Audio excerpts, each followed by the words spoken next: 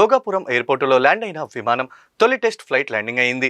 ఢిల్లీ నుంచి వచ్చిన ఈ విమానంలో కేంద్ర మంత్రి రామ్మోహన్ నాయుడు, ఎంపీ అప్పలనాయుడు, డీజీసీఏ అధికారులు ప్రయాణించారు. చివరి ట్రయల్ రన్ సక్సెస్ అయ్యాక రాకపోకలు ప్రారంభించనున్నారు. ఈ ఏడాది జూన్ 26న ఎయిర్పోర్ట్ ప్రారంభోత్సవానికి ఏర్పాటు చేయనున్నారు. తొలి దశలో ఏటా 60 లక్షల మంది రాకపోకలు సాగించే అవకాశం ఉంది.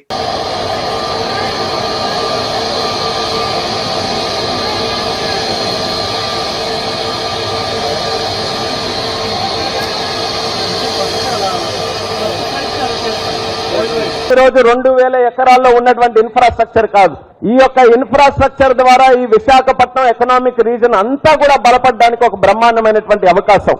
ఆ ఉద్దేశంతోనే చంద్రబాబు నాయుడు గారి తాలూకు ఆశీస్సులతో, ఆదేశాలతో ఈ 18 నెలల్లో బ్రహ్మాండమైనటువంటి ప్రగతి మన ఉత్తరాంధ్రలో ఈ యొక్క ప్రాజెక్టులో మనం సాధించాం. నరేంద్ర మోదీ గారి చేతుల మీదుగా మరొక 4-5 నెలల్లో ఇక్కడ బ్రహ్మాండమైనటువంటి కార్యక్రమంతో ఇది ఇనాగ్రేట్ చేయాలని ఒక సంకల్పంతో ముందుకెళ్తున్నాం.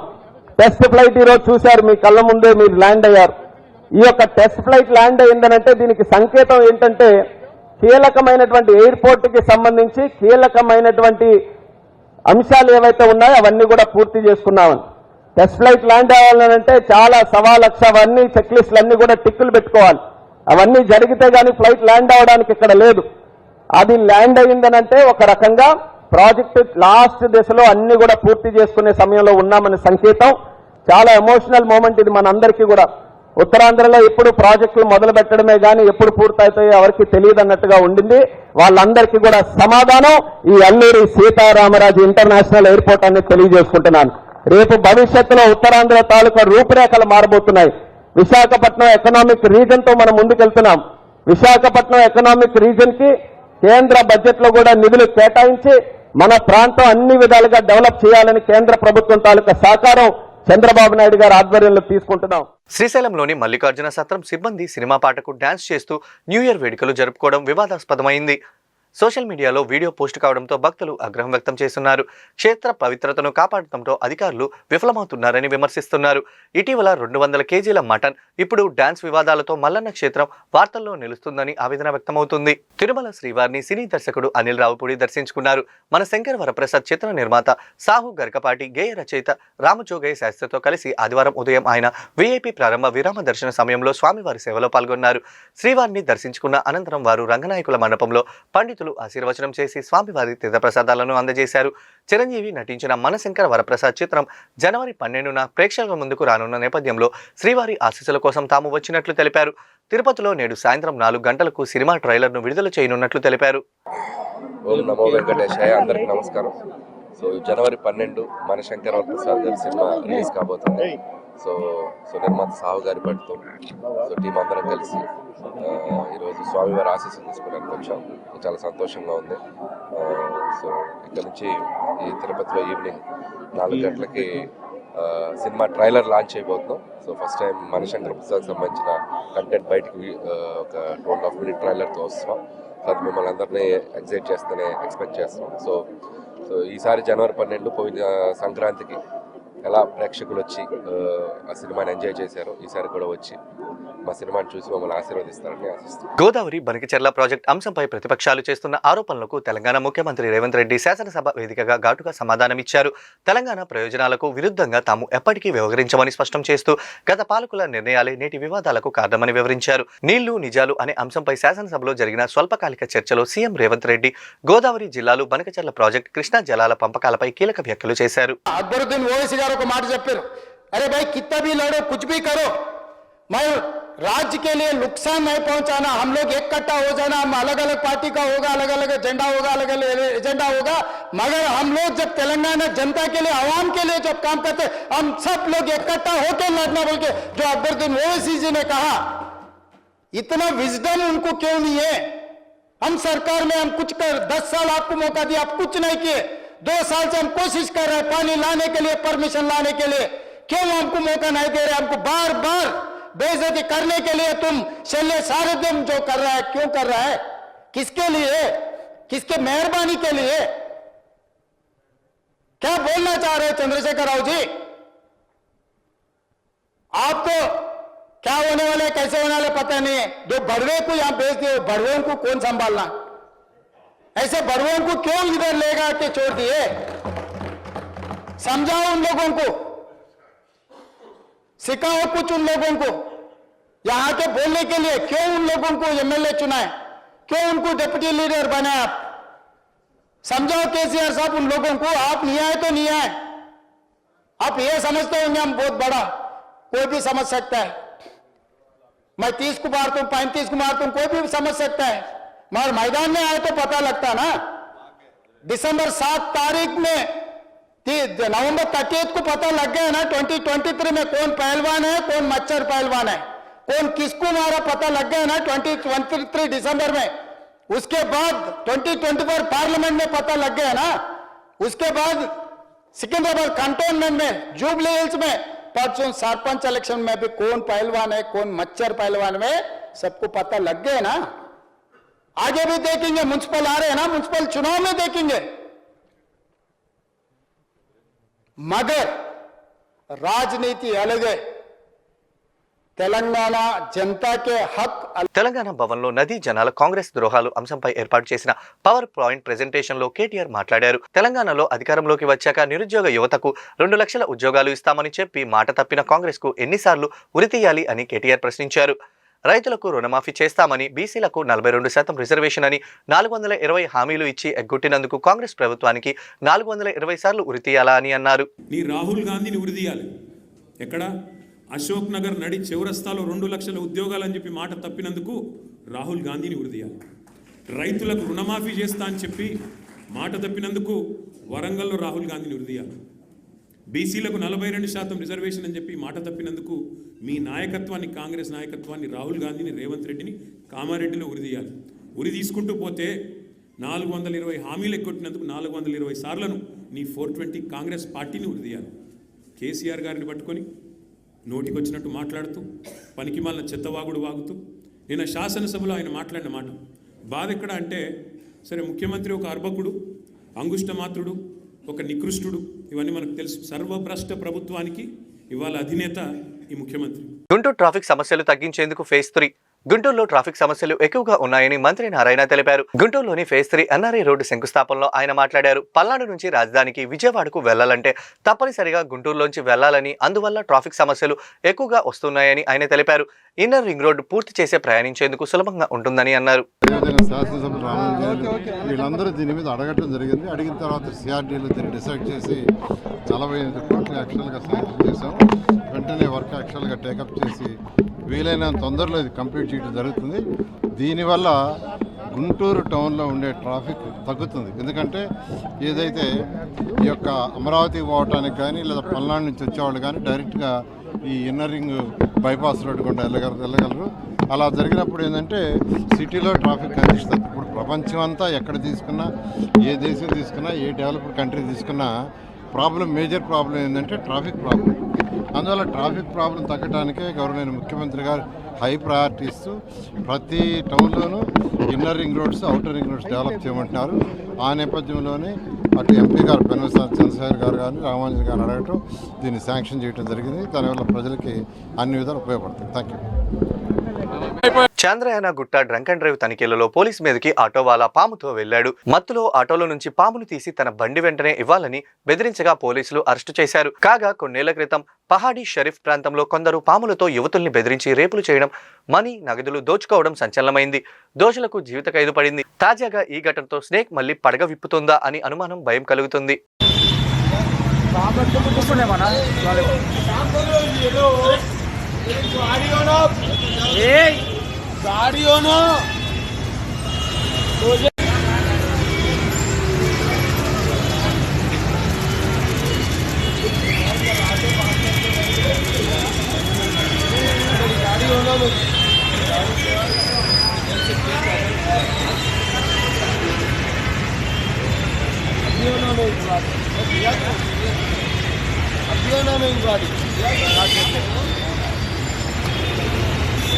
जिंदा है वो, जिंदा है।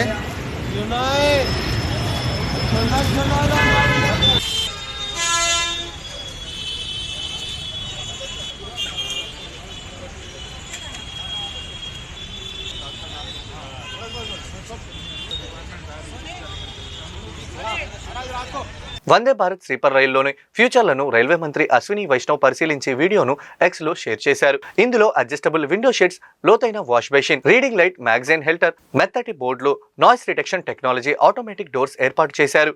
సీట్ నెంబర్ బ్రెయిలీ లిపిలోని ముద్రించారు. ప్రధాని మోడీ త్వరలోనే కోల్కతా గువాహటి రూట్లో ఈ రైలు ప్రారంభించనున్నారు. पेंशन सिस्टम यानी बोगी है वो पूरी तरह से नए डिज़ाइन है. कोच का डिज़ाइन भी एकदम नया है.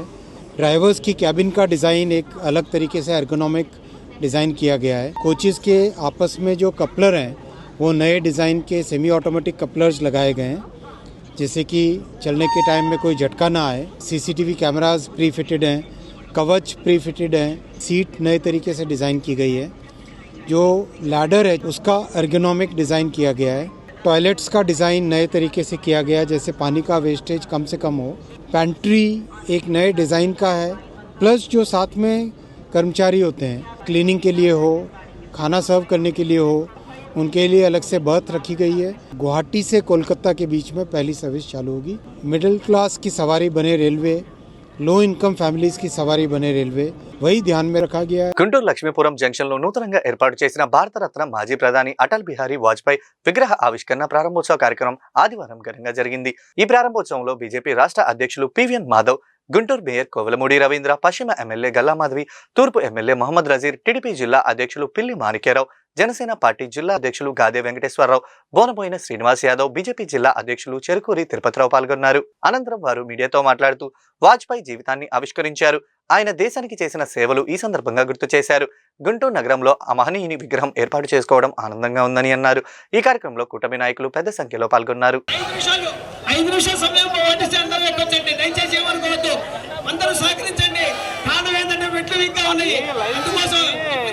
రాట్లా బ్లూ స్క్రీన్ వస్తుంది.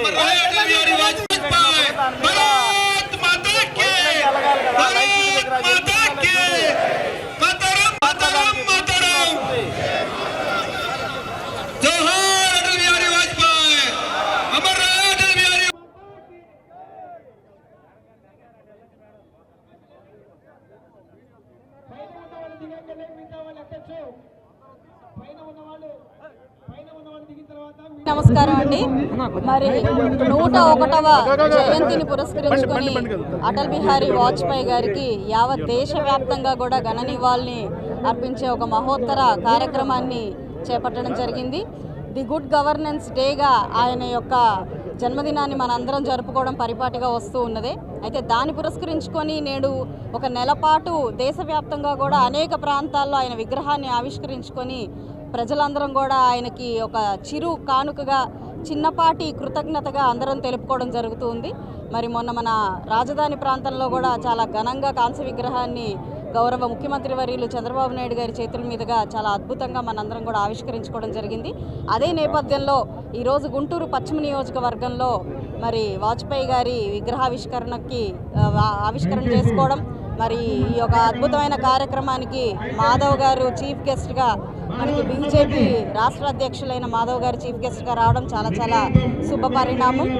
మరి మా వెస్ట్ బీజేపీ అధ్యక్షులైన తిరుపతిరావు గారికి, అదేవిధంగా మా జనసేన అధ్యక్షులైన గాది వెంకటేశ్వరరావు గారికి, బొనబోయిన శ్రీనివాసరావు గారికి, మా తెలుగుదేశం పార్టీ నాయకులకి, కార్యకర్తలకి అందరికీ కూడా పేరు పేరున ధన్యవాదాలు చెప్తూ ఉన్నాము. వాజ్పేయి గారు అని అంటే ఒక పార్టీకి సంబంధించిన వ్యక్తో, లేదంటే కేవలం ఒక రాజకీయవేత్తో కాదు, ఆయన ఒక మహోన్నత శక్తిగా మనందరం కూడా గుర్తించుకోవాలి. మరి ఒక పక్కన కార్గిల్ యుద్ధానికి సై అంటూనే మరో పక్కన సౌభ్రాతృత్వానికి పెద్దపీట వేసే మహోన్నత వ్యక్తి ఆయన. ఇలాగా రెండు కోణాలు ఒకే వ్యక్తిలో కనపడడం అనేది మనకి ఏ నాయకుల్లో కనపడదు. అది కేవలం వాజ్పేయి గారికే సొంతము. అంటే ఆయన ఆయన్ని విరక్కొట్టలేని వ్యక్తి అటల్ అనే ఒక బిరుదాంకితుడు. అదేవిధంగా మన భారతరత్న ముద్దుబిడ్డ. ఆయన స్ఫూర్తితో రాజకీయంగా ఈరోజు అడుగులు వేసే ప్రతి ఒక్కరూ కూడా ఆయన స్ఫూర్తిని తీసుకొని ముందుకు వెళ్లాల్సిందిగానే నేను ఈ సందర్భంగా అందరికీ ఒకసారి గుర్తు చేస్తూ, మరొకసారి ఒక అద్భుతమైన కార్యక్రమంలో నన్ను భాగస్వామ్యం చేసినందుకు ముందుగా మా బీజేపీ పశ్చిమ అధ్యక్షుడైన తిరుపతిరావు గారికి, అదేవిధంగా మా రాష్ట్ర అధ్యక్షులైన మాధవ్ గారికి, ఇతర నాయకులందరికీ కూడా పేరు పేరున నమస్కారం. మరి మా నగర ప్రథమ ఇవాళ గుంటూరు లక్ష్మీపురం జంక్షన్లో ఇవాళ దీన్ని వాజ్పేయి సర్కిల్గా నామకరణం చేస్తూ అటల్ బిహారీ వాజ్పేయి గారి 7.5 కాంస విగ్రహాన్ని ఆవిష్కరించడం ఏదైతుందో నిజంగానే మా అందరి యొక్క భారతీయ జనతా పార్టీ కార్యకర్తల ప్రతి కార్యకర్త జన్మ ధన్యమైంది. దాంతోపాటు కూటమి సంబంధించిన నాయకులందరూ కూడా ఈ కార్యక్రమంలో పాల్గొనడం కారణంగా ఏ స్ఫూర్తితో అయితే అటల్ బిహారీ వాజ్పేయి రాజకీయాలు చేశాడో, సమైక్య ఏదైతే వాదం ఉందో ఆ సమైక్య వాదం గెలవాలని చెప్పి కాంగ్రెస్ ఇతర రాజకీయ పక్షాలు అధికారంలోకి రావాలి అని చెప్పి ఒక పెద్ద పోరాటం 70 సంవత్సరాలు పైగా చేయటం, 60 సంవత్సరాలు పైగా పార్లమెంటేరియన్గా ఆయన పార్లమెంట్లో గలమెత్తడం, వీటన్నిటికీ ఇవాళ నివాళులు అర్పించే విధంగా ఆయన శత జయంతి సందర్భంగా ఆంధ్రప్రదేశ్ రాష్ట్రంలో అన్ని ప్రధాన నగరాల్లో కూడా ఆయన విగ్రహ ఆవిష్కరణ కార్యక్రమం చేయడం జరిగింది. ఒక వ్యక్తి తన జీవితంలో ఒక్కటంటే ఒక్క మచ్చ లేకుండా, అవినీతి మరక లేకుండా, ఒక్కడంటే ఒకడు శత్రువు లేకుండా ఉండగలిగాడు అంటే ప్రపంచంలోనే అందరూ ఆశ్చర్యపోతారు. అటువంటి ఒక అద్భుతమైన వ్యక్తిత్వం కలిగిన ఆ విధంగా ఒక వ్యక్తి జీవించాడంటే నమ్మశక్యం కాదు. ఆ విధంగా అటల్ బిహారీ వాజ్పేయి గారి వ్యక్తిత్వం, ఆయన నేతృత్వం, ఆయన కర్తృత్వం, ఆయన మానవత్వం, ఆయన కవిత్వం ఇవన్నీ కూడా మనకి ఎప్పుడు కూడా ఆకర్షిస్తాయి. ఆ విధంగా ఒక కవి హృదయుడు ఒక రాజకీయాల్లోకి వచ్చి ఏ విధంగా అందరినీ ఆకర్షించి ఆ రోజుండే భావి భారత ప్రధాని నెహ్రూ గారు ఆయన్ని స్వయంగా రాబో కాలంలో ప్రధానమంత్రి అటల్ బిహారీ వాజ్పేయి అవుతాడు అంటే ఆయన ఏ విధంగా ఆ రోజు ఆయన వాగ్బాణాలు కానీ ఆయన వ్యవహారం ఉందో మనందరం కూడా గమనించవచ్చు. ఆ విధంగా దేశంలో అనేక మౌలిక మార్పులు చేయడానికి, ముఖ్యంగా దేశం యొక్క రహదారులు అలాగే దేశంలో టెలికాం విప్లవం తీసుకురావడానికి, అందరికీ గ్యాస్ కనెక్షన్ ఇవ్వడానికి, మొత్తం పోర్ట్లన్నీ కనెక్ట్ చేయడానికి, దేశంలో ఉండే నదులన్నీ అనుసంధానం చేయాలనే ఒక ఆలోచన. భారతదేశం గర్వించదగ్గ మనిషి, భారతరత్న, రాజనీతిజ్ఞుడు, నిగర్వి శ్రీ వాజ్పేయి గారి యొక్క కాంస్య విగ్రహాన్ని భారతీయ జనతా పార్టీ రాష్ట్ర అధ్యక్షులు మాధవ్ గారి చేతుల మీదుగా, అట్లాగే గుంటూరు జిల్లా అధ్యక్షులు శ్రీ తిరుపతిరావు గారు, అట్లాగే మా Guntur Telugu Desam party west MLA సోదరి మాధవి గారు, కూటమి జిల్లా ప్రెసిడెంట్, అట్లాగే మా తెలుగుదేశం పార్టీ జిల్లా ప్రెసిడెంట్, వివిధ హోదాల్లో ఉన్న బీజేపీ, జనసేన, తెలుగుదేశం కూటమి ఇక్కడికి విచ్చేసిన కుటుంబ సభ్యులందరికీ కూడా పేరు పేరున నమస్కారాలు తెలుపుతూ, ముఖ్యంగా ఒక పోఖ్రాన్ ద్వారా మన భారతదేశం అణుశక్తిగా ఎంత శక్తివంతమైన దేశమో ప్రపంచవ్యాప్తంగా తెలిపిన వ్యక్తి శ్రీ అటల్ బిహారీ వాజ్పేయి గారు. అతను భారతదేశానికి ఈ గోల్డెన్ కారిడార్, ఇటువంటి బ్రహ్మాండమైన 4 లైన్ రోడ్స్ ప్రప్రథమంగా మనం ఈ ఒక్క స్వాతంత్రం తర్వాత ఏ విధంగా ఈ హైవే లైన్స్ అన్నీ, అట్లాగే టెలికాం సెక్టర్ కానివ్వండి, అట్లాగే డిఫెన్స్ సెక్టర్ కానివ్వండి, నిన్న చూసాం ఆపరేషన్ సింధూర్ అని మోడీ గారు చేపట్టింది, ఎంత బ్రహ్మాండంగా విజయవంతమైందో దానికి పునాది అటల్ బిహారీ వాజ్పేయి గారు. పెద్దగా కానీ పోలీసులు 4 కిలోల 800 గ్రాముల గంజాయిని స్వాధీనం చేసుకుని 14 మంది నిందితులని అరెస్టు చేశారు. గుంటూరు జిల్లా ఎస్పీ కార్యాలయంలో ఆదివారం ఏర్పాటు చేసిన మీడియా సమావేశంలో నిందితులను స్వాధీనం చేసుకున్న గంజాయిని హాజరుపరిచారు. ఈ మేరకు ఎస్పీ వకుల్ జిందాల్ మాట్లాడుతూ పట్టుబడిన నిందితులంతా 20 సంవత్సరాల లోపేవారని వివరించారు. గంజాయి విక్రయించే 4 నిందితులని నేర చరిత్ర ఉందని, అలాగే గంజాయి కొనుగోలు చేసే 10 మందిని కూడా అరెస్టు చేసినట్లు పేర్కొన్నారు. గుంటూరు జిల్లాను డ్రగ్స్ రహిత జిల్లాగా మార్చడమే తమ లక్ష్యమని అన్నారు. ఆ దిశగా ప్రత్యేక నిఘా పెట్టామని వెల్లడించారు. నిందితులను అరెస్టు చేయడంలో ప్రతిభ చూపిన పోలీస్ సిబ్బందికి ఎస్పీ రివార్డులు అందజేశారు. 4 మందిలో 4 పెడ్లర్స్, వాళ్ళు బయట నుంచి గాంజా తీసుకొచ్చి చిన్న చిన్న ప్యాకెట్స్ లో మార్చుకొని దాన్ని అమ్మడం అనేది చేస్తూ ఉంటారు. అదేవిధంగా 10 మంది వాళ్ళ ద్వారా మాకు ఏదైతే ఇన్ఫర్మేషన్ వచ్చిందో 10 మంది తాగే వాళ్ళని, కన్జ్యూమర్స్ని కూడా అరెస్ట్ చేయడం జరిగింది. మొత్తం 14 మందిని 4.8 kgs గాంజాతో ఈరోజు అరెస్ట్ చేయడం జరిగింది. సో దీంట్లో మెయిన్ ముద్దాయి A1 ముత్యాల రమణారావు అలియాస్ రాకీ. ఇతను మంగళగిరి మండలం సంబంధించి అతను, కానీ ఇప్పుడు యాజ్ ఆఫ్ నౌ ఇతను ఏలూరులో ఉంటున్నాడు. ఇక్కడ వస్తా పోతా ఉంటాడు. ఇక్కడ గాంజా తీసుకువచ్చి అమ్మడము, సప్లై చేయడం అనేది చేస్తూ ఉంటాడు. ఇతను అరకు సైడ్ నుంచి గాంజా తీసుకువచ్చి మన జిల్లాలో అమ్ముతూ ఉంటాడు. ఇతని మీద ఇంతకు ముందు కూడా 7 కేసెస్ ఉన్నాయి. దాంట్లో NDPS యాక్ట్ కేసెస్ కూడా 3 కేసెస్ ఇతని మీద ఉన్నాయి. అదేవిధంగా కొన్ని 379 అంటే దొంగతనం కేసులు కూడా ఇతని మీద ఉన్నాయి. ఇంతకుముందు ఇతని మీద PD యాక్ట్ కూడా పెట్టడం జరిగింది. PD యాక్ట్ నుంచి బయటికి వచ్చాడు. అదేవిధంగా A2 నూనె యోహాన్ అనే ఇతను పేదకాగాని మండలం సంబంధించిన అతను. ఇతను కూడా గాంజాయి అమ్ముతూ ఉంటాడు, చిన్న చిన్న ప్యాకెట్స్లో కన్జ్యూమ్ కూడా చేస్తాడు. ఇతని మీద కూడా రుండల్పేట పిఎస్లో ఒక కేసు ఆల్రెడీ ఉంది, 324 కేసు. అదేవిధంగా పేరం ఓంకార్ అనే ఇంకొక అతను కూడా అమ్ముతూ ఉంటాడు. ఇతని మీద స్నాచింగ్ కేసు 324 కేసు, 2 కేసులు ఉన్నాయి. అదేవిధంగా వేమూరి షారన్ అనే అతను కూడా అమ్ముతూ ఉంటాడు. 4 గాంజాయి అమ్మేవారు. అదేవిధంగా వాళ్ళ దగ్గర నుంచి వాళ్ళని అరెస్ట్ చేసినాక వాళ్ళకి ఇచ్చిన ఇన్ఫర్మేషన్ మేరకు 10 మంది తాగే వాళ్ళని కూడా మనం అరెస్ట్ చేయడం జరిగింది. ఈ తాగే వాళ్ళంతా కూడా పెయింట్ పని చేయడము, కూలీ పని చేయడము, వెల్డింగ్ పని చేయడం, ఇట్లాంటి పనులు చేసేవారు. అందరూ కూడా 18 to 25 ఏజ్ గ్రూప్లో ఉన్నారు. అందరూ కూడా యంగ్ పర్సన్స్. వీళ్ళు ఈ పెడ్లర్స్ ఎవరైతే అమ్ముతున్నారో వాళ్ళ దగ్గర నుంచి చిన్న చిన్న క్వాంటిటీ తీసుకొని కన్జ్యూమ్ చేస్తూ ఉంటారు. సో ఈ 14 మందిని ఈరోజు అరెస్ట్ చేసి రిమాండ్కి పంపించడం జరుగుతుంది.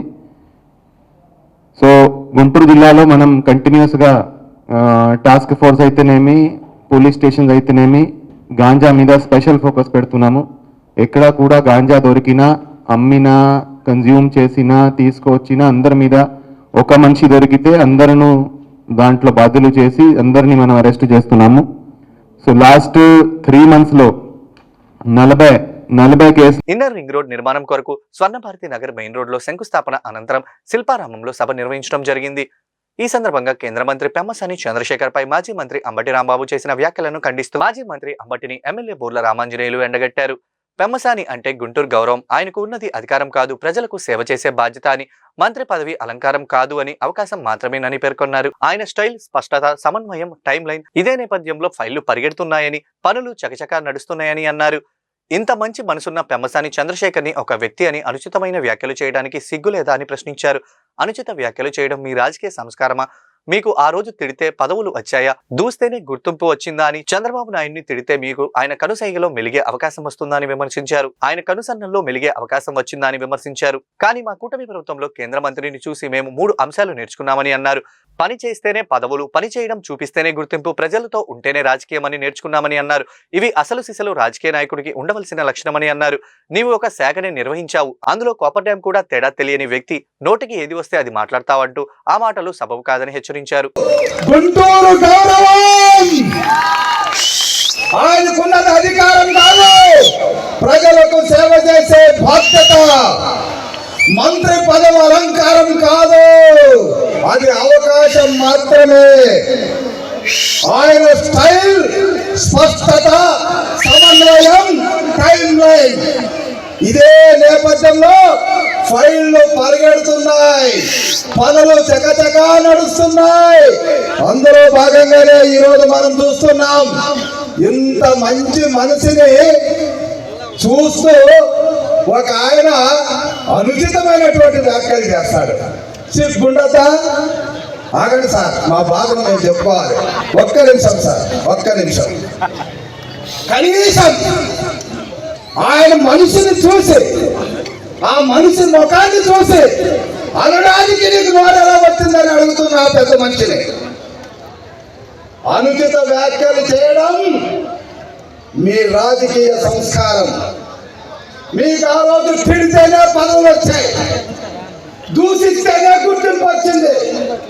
ఎంతసేపు ప్రతిపక్షాన్ని ఆ రోజు చంద్రబాబు నాయుడు గారిని తిడితేనే మీకు ఆయన కన్సర్న్లో మెలిగే అవకాశం వచ్చింది.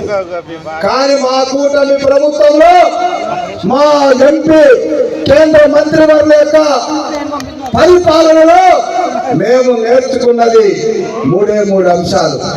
ఒకటి, పని చేస్తేనే పదవులు, ఫలితాలు చూపిస్తేనే గుర్తింపు, ప్రజలతో ఉంటేనే రాజకీయం.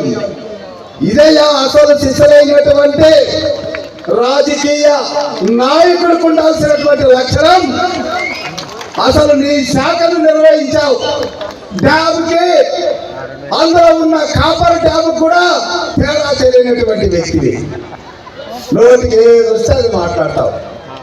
అలా మాట్లాడడం సబబు కాదని మనవి చేసుకుంటూ మీ రాజకీయ సంస్కృతికి ప్రజలు చీపట్టినా ఇంకా బుద్ధి రాలేదని తెలియజేస్తూ ఇంకొకసారి మా నాయకుడు మా కేంద్ర మంత్రి చేసే పని గురించి ఎక్కడైనా ఎవరైనా చిల్లరగా మాట్లాడితే కరెక్టే చెప్పారు. ఆర్థిక పరిస్థితి సరిగ్గా లేనప్పటికీ ప్రజల సంక్షేమాన్ని దృష్టిలో ఉంచుకొని ఎన్నికల సమయంలో ఇచ్చిన హామీలను అమలు చేస్తూ ఇవ్వని హామీలను కూడా అమలు చేసుకుంటూ రాష్ట్రాన్ని అభివృద్ధి దిశగా ముఖ్యమంత్రి నారా చంద్రబాబు నాయుడు పరుగులు పెట్టిస్తున్నారని తెలుగుదేశం పార్టీ జిల్లా అధ్యక్షులు పిల్లి మాణిక్యరావు, ఏపీ ఐడీసీ చైర్మన్ డేగల ప్రభా, టీడీపీ సీనియర్ నాయకులు చిట్టిబాబు శ్రీనివాస్ పేర్కొన్నారు. గుంటూరు జిల్లా తెలుగుదేశం పార్టీ కార్యాలయంలో ఏర్పాటు చేసిన మీడియా సమావేశంలో వారు మాట్లాడారు. విద్యుత్ ఛార్జీల భారం ప్రజలపై పడకుండా ఉండేందుకు ముఖ్యమంత్రి నారా చంద్రబాబు నాయుడు చర్యలు తీసుకుంటున్నారని తెలిపారు. నారా చంద్రబాబు నాయుడు సారథ్యంలో కూటమి ప్రభుత్వం అధికారంలోకి వచ్చిన నాటికి సుపరిపాలన అందిస్తూ ప్రజల మన్ననలు పొందుతున్నాయని చెప్పారు. గడిచిన 5 ఏళ్ల జగన్మోహన్ రెడ్డి పాలనలో ప్రజలకు అనేక కష్టాలు ఎదుర్కొన్నారని అన్నారు. 2019లో ముఖ్యమంత్రి నారా చంద్రబాబు నాయుడు అధికారం నుంచి దిగిపోయే నాటికి మిగులు విద్యుత్ రాష్ట్రంగా నిలిపారని చెప్పారు. జగన్మోహన్ రెడ్డి ప్రమాణ స్వీకారం రోజున విద్యుత్ ఛార్జీలు పూర్తిగా తగ్గిస్తానని పగల్బాలు పలికారని గుర్తు చేశారు. కానీ అధికారంలో ఉన్న తన 5 ఏళ్ల అరాచక పాలనలో 9 సార్లు విద్యుత్ ఛార్జీలను పెంచి దాదాపు 32,000 కోట్ల భారం ప్రజలపై మోపారని మండిపడ్డారు. విద్యుత్ కోతలతో రాష్ట్ర ప్రజలు అనేక ఇబ్బందులకు గురయ్యారని, ఆగమ్య గోచరమైన పరిస్థితి నెలకొల్పేలా చేశాడని అన్నారు. కమిషన్లకు కక్కుర్తిపడి విద్యుత్ కొనుగోలు చేసేవారికి జేబులు నింపుకున్నారని, ఇలాంటి మూర్ఖపు నిర్ణయాలతో రాష్ట్ర విద్యుత్ వ్యవస్థ ప్రధాన ఆదాయ వనరుగా మార్చుకొని 1.29 లక్షల కోట్ల అప్పు మిగిల్చారని ఆగ్రహం వ్యక్తం చేశారు. మేము దాదాపు 9,500 మెగా యూనిట్లు మిగులు విద్యుత్తు ఇచ్చెలితే పీపీఎల్ 25 సంవత్సరాలకి కట్టుకుంటే తర్వాత యూనిట్ ధర బాగా తగ్గేటువంటి పరిస్థితులన్నీ కూడా మేము చేసి పెడితే దుర్మార్గపు జగన్మోహన్ రెడ్డి వచ్చిన తర్వాత అన్ని రంగాల్ని విధ్వంసం చేసినట్టే విద్యుత్ రంగాన్ని కూడా విధ్వంసం చేశాడు. ఏ రోజైనా అన్ని విషయాలు మాట్లాడుకుందాం ప్రెస్ మీట్లు అంటే కుదరదు. ఏ విషయం మాట్లాడితే ఆ విషయాన్నే కట్టలుగా పేర్చి చెప్పాల్సినటువంటి పరిస్థితి ఉంది. 9,500 మెగా యూనిట్లు మిగులు విద్యుత్ ఉన్నటువంటి ఆంధ్రప్రదేశ్లో మిగులు విద్యుత్ లేకుండా చేశాడు, విద్యుత్ కరువు చేశాడు, అట్లాగే పేద ప్రజల మీద భారం పెరిగేటట్టుగా చేశాడు. కుతంత్రాలతోటి స్లాబ్ సిస్టమ్స్ కూడా మార్చేశాడు. అంతకుముందు 100 యూనిట్ల వరకు ఒక స్లాబు, తర్వాత 200, 300 ఇట్లా 3 రకాల స్లాబ్స్ ఉండేవి. పేదవాళ్ళందరూ కూడా 100 లోపు వాడుకునేటువంటి వాళ్ళు, మధ్యతరగతి వాళ్ళు 150 దాకా వెళ్ళేటువంటి వాళ్ళు, 200 దాకా వెళ్ళేటువంటి వాళ్ళు. జగన్మోహన్ రెడ్డి వచ్చిన తర్వాత స్లాబ్ సిస్టంలో కూడా మార్పు చేసి 50 వరకు పేదవాళ్ళు వాడుకోవాలంట. ఆ తర్వాత 150, ఆ తర్వాత 250, 300 ఇట్లా పెంచుకుంటా అర్థం లేనటువంటి స్లాబ్ సిస్టమ్ చేసి ప్రతి ఒక్కరు కూడా మీడియంలోకి వచ్చేటట్టుగా చేసి అందరి మీద విద్యుత్ భారం పడే విధంగా చేసినటువంటి పరిస్థితి ఉంది. పీపీఎల్ గత తెలుగుదేశం హయాంలో 2014 నుంచి 19 అందరికీ నమస్కారం. ఈ రోజున విద్యుత్ ఛార్జీల భారం ప్రజలపై పడకుండా ఉండేందుకు ముఖ్యమంత్రి శ్రీ నారా చంద్రబాబు నాయుడు గారు అనేక చర్యలు తీసుకుంటున్నారు. ఈ రోజున నారా చంద్రబాబు నాయుడు గారి సారథ్యంలో కూటమి ప్రభుత్వం అధికారంలోకి వచ్చిన తర్వాత ప్రజల నుంచి మంచి సుపరిపాలన అందుతుందని చెప్పేసి ప్రజలందరూ మన్ననలు పొందుతున్నటువంటి ముఖ్యమంత్రి నారా చంద్రబాబు నాయుడు గారు ఈ రోజున విద్యుత్ ఛార్జీలు తగ్గించే విషయంలో అనేక సంస్కరణలు తీసుకొస్తా ఉన్నారు. ఆర్థిక పరిస్థితి సరిగా లేకపోయినా కానీ విద్యుత్ రంగం అనేది చాలా ముఖ్యమైన రంగం, ప్రజలకి కీలకంగా ప్రతి ఒక్కరికి అవసరమైనది. ఈ రోజున మనం చూస్తూ ఉన్నాం, పరిశ్రమలు ఆంధ్రప్రదేశ్కి పరుగులెడుతూ ఉన్నాయి, అనేక పరిశ్రమలు వస్తున్నాయి. ఈ పరిశ్రమలకి మరి మనకి ఇక్కడ పరిశ్రమలు రావాలన్నా, ఉద్యోగ అవకాశాలు కావాలన్నా మనకు కావాల్సింది విద్యుత్ అనేది ఒక కీలకమైన మౌలిక అంశం, మౌలిక రంగం. దీన్ని ఎట్లయినా కానీ తగ్గించే విధంగా ఈ విద్యుత్ ఛార్జీలు భారం పడకుండా ఈ రోజున ప్రతి విషయంలో కూడా నారా చంద్రబాబు నాయుడు గారు సంస్కరణలు. బట్టిప్రోలు మండలం బట్టిప్రోలు గ్రామంలో నూతనంగా ఏర్పాటు చేసిన జీడీసీ ఎంఎస్ ఫర్టిలైజర్ గోదాంను మాజీ మంత్రి మరియు వేమూరి శాసనసభ సభ్యులు నక్క Anand Babu GDC MS chairman వడ్రానం Haribabu చేతుల మీదుగా ఘనంగా ప్రారంభించడం జరిగింది. ఈ సందర్భంగా వారు మాట్లాడుతూ రైతులకు నాణ్యమైన ఎరువులు సమయానికి అందుబాటులో ఉండడం ద్వారా వ్యవసాయ ఉత్పాదక పెరుగుతుందని అన్నారు. రైతుల అవసరాలను దృష్టిలో ఉంచుకొని ఇలాంటి మౌలిక సదుపాయాల అభివృద్ధి కూటమి ప్రభుత్వం ప్రాధాన్యమని పేర్కొన్నారు. ఈ గోదాం ద్వారా బట్టిప్రోలు మండలంలోని రైతులకు విస్తృత ప్రయోజనం చేకూరుతుందని అన్నారు. ఈ కార్యక్రమంలో బట్టిప్రోలు మండలం కూటమి నాయకులు, పార్టీ కార్యకర్తలు, సంబంధిత రైతులు, స్థానిక ప్రజలు పాల్గొన్నారు.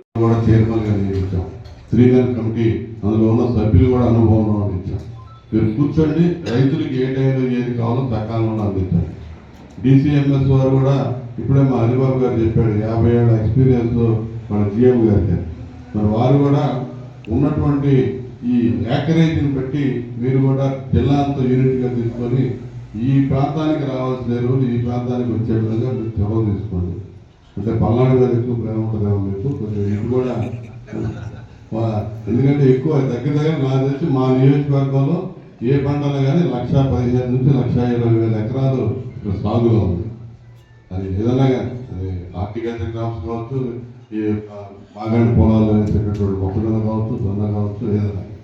కాబట్టి దాన్ని దృష్టిలో పెట్టుకొని ఈ రైతాంగానికి సేవలు అందించడంలో కూడా మీరు మొట్టమొదటి ఎంతో అనుభవం ఉంది మీకు. మీరు చాలా ప్రమాణ ఆలోచన చేస్తారు.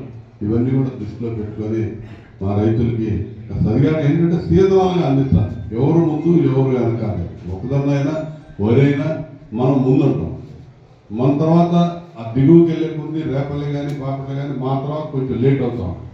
దాన్ని బట్టి ఏ టైంలో ఎవరికి ఏది సప్లై చేయాలనేది ఎక్కడ ప్రయారిటైజ్ చేసుకునే వాళ్ళని కదా. విభిన్న ప్రతిభావంతుల విద్యా ఉపాధి అవకాశాలతో పాటు ఉన్నతంగా జీవించడానికి ప్రభుత్వం అవసరమైన అన్ని సంక్షేమ కార్యక్రమాలు చిత్తశుద్ధితో అమలు చేస్తుందని జిల్లా కలెక్టర్ ఏ తమీం అన్సారియా తెలిపారు. ఆదివారం స్థానిక బృందావన్ గార్డెన్స్ లోని జిల్లా విభిన్న ప్రతిభావంతుల కార్యాలయం ఆవరణలో జరిగిన సర్ లూయిస్ బ్రెయిల్ జయంతి వేడుకల్లో జిల్లా కలెక్టర్ ఏ తమీం అన్సారియా పాల్గొన్నారు. సర్ లూయిస్ బ్రెయిలీ విగ్రహానికి పూలమాలలు వేసి నివాళులర్పించారు. ఈ సందర్భంగా జిల్లా కలెక్టర్ మాట్లాడుతూ ప్రతి ఒక్కరి ప్రాథమిక హక్కు అయిన విద్యను విజువల్లీ ఛాలెంజర్ వ్యక్తులకు సైతం అభ్యసించేందుకు వీలుగా బ్రెయిలీ లిపిని అందించిన లూయిస్ బ్రెయిలీ చిరస్మరణీయుడని కొనియాడారు. జిల్లాలో ఉన్న 18,000 మంది విజువల్ ఛాలెంజ్ వ్యక్తులకు అవసరమైన అన్ని ప్రభుత్వ సంక్షేమ పథకాలు పటిష్టంగా అమలు చేసేందుకు అన్ని శాఖల అధికారులు సమన్వయంతో కృషి చేస్తున్నామని అన్నారు.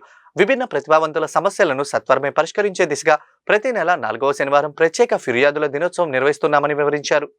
చాలా సంతోషంగా ఉంది.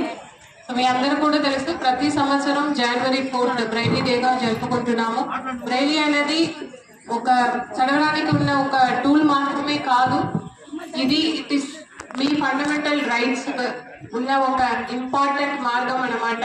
సో దీని వలన ఎవరైతే విజువల్లీ ఇంపైర్డ్ ఉన్నారో మీరందరూ కూడా దాని వలన బ్రెయిలీ వలన చదవగలుగుతున్నారు, రాయగలుగుతున్నారు, బాగా చదివి ఒక మంచి ఉద్యోగానికి కూడా వెళ్తున్నారు. మీ జీవితంలో పైకి వెళ్ళడానికి ఒక ముఖ్యమైన మార్గంగా ఉంది.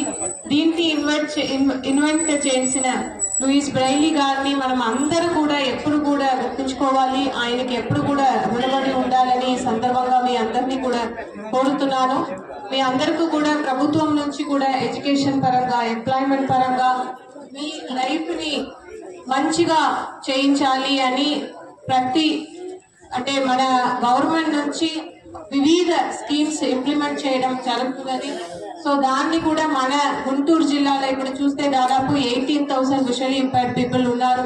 మీ అందరూ సంక్షేమం కోసం ఏదైతే మనకు వెల్ఫేర్ స్కీమ్స్ ఉన్నాయో మీకోసం దాంట్లో కూడా చాలా చక్కగా మన జిల్లాలో ఇంప్లిమెంట్ చేయడానికి అన్ని డిపార్ట్మెంట్ సహకారంతో కృషి చేస్తున్నాము. సో మీకున్న గ్రీవెన్సెస్ ని కూడా అప్పటికప్పుడు పరిష్కరించడానికి ఒక ప్రత్యేకంగా ఒక గ్రీవెన్స్ డే ఉంటే ఈజీగా ఉంటుంది అన్న ఉద్దేశంతో అది కూడా పెట్టడం జరిగింది. మీరు కూడా మంచి రెస్పాన్స్ కూడా ఇచ్చారు. మీరు ఏదైతే మీ గ్రీవెన్సెస్ ని మన జిల్లా స్థాయిలో సొల్యూషన్స్ ఇవ్వగలిగిన కేసెస్ ని జిల్లా స్థాయిలో చేయడం, అదేవిధంగా పాలసీ పరంగా ఏదైనా మీకు గ్రీవెన్సెస్ ఉంటే అది ప్రభుత్వ దృష్టికి ఈ వార్తలు ఇంతటితో సమాప్తం. తిరిగి మరి బులెటిన్లో మళ్ళీ కలుద్దాం. నమస్కారం.